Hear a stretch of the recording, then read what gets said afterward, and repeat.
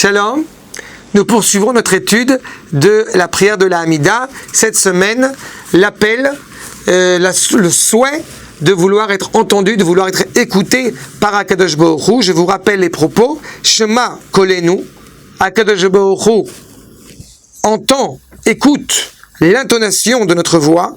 Elohenu, Avarachaman, Père de la miséricorde, sois miséricordieux à notre égard, Rachem alenu, Vekabel berachamim, et reçois avec miséricorde, ou beratson, et avec une volonté, et tefilatenu, nos supplications, nos demandes.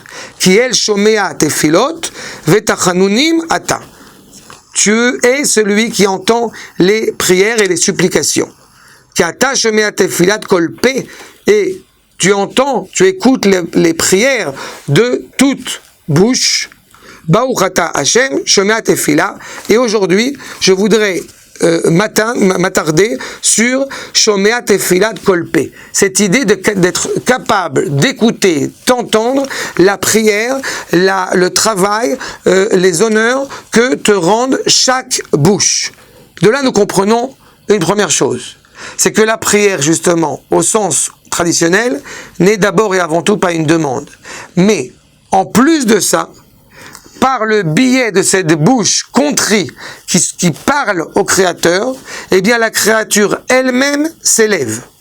Elle arrive au rang où elle est capable de demander, au bout du compte, de cerner, de percer, plus elle est sincère, la volonté bonne, évidemment, du Créateur, la volonté sincère du Créateur, qui va savoir, au bout du compte, influencer tout le peuple, voire même le monde entier, puisqu'il n'est pas inscrit ici, Shomea Kolpe de Israël, mais toute bouche.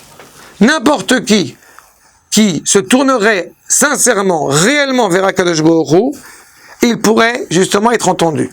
Évidemment, se tourner sincèrement vers Akadosh Baruch Hu ne peut pas venir au détriment ou au mépris d'Israël, certainement pas. Mais il est certain que cette prière, justement, et donc la liturgie que pratique le peuple juif au quotidien, a des implications, au bout du compte, sur le monde tout entier. Ce que le Ham Israël va demander va avoir des implications vers le monde entier. Ce n'est pas un hasard si dans la prophétie de Zecharia, eh bien, elle se termine par justement l'évocation de Beit Tefila, que ce sera une maison de prière pour tous les peuples, mais justement, une fois que tous ces peuples ont reconnu justement la centralité, la spécificité du peuple juif. Nous prions avec cette intention pour que justement cette prière, cette parole s'associe totalement avec la réalité du Créateur et que toutes les misères que nous pouvons traverser ou toutes les contrariétés que nous pourrions éventuellement traverser, nous et le monde entier par nous, eh bien tout cela justement cesse, parce que plus notre sincérité sera authentique, plus notre capacité à se tourner vers lui sera reconnue, plus justement le monde ira mieux, plus le monde sera amélioré. C'est un temps précieux que nous avons, notamment 3 fois par jour, pour pouvoir réellement ouvrir notre bouche, délivrer ce qui nous anime réellement, et d'ailleurs c'est dans ce passage-là que nos maîtres insistent sur le fait que nous puissions ajouter une prière à titre personnel, une demande personnelle, c'est justement à ce moment-là.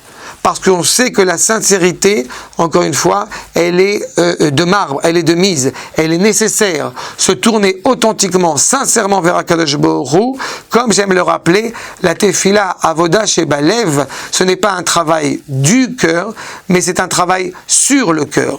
Nous travaillons pour que notre cœur puisse réellement être intimement relié au Créateur.